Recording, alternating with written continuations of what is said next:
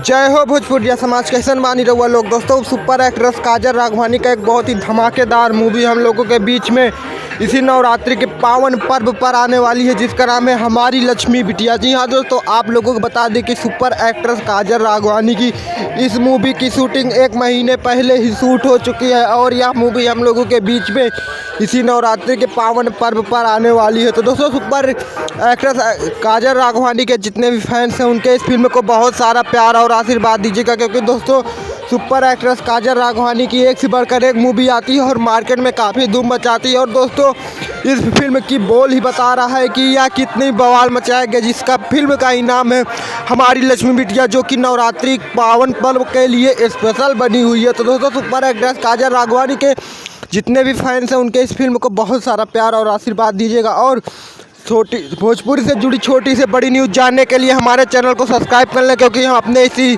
Channel पर इसी तरह की सबसे पहले ट्रेंडिंग न्यूज़ आपको देते हैं। मिलते हैं नेक्स्ट वीडियो में। जय हिंद, जय भारत, जय भोजपुरी समाज।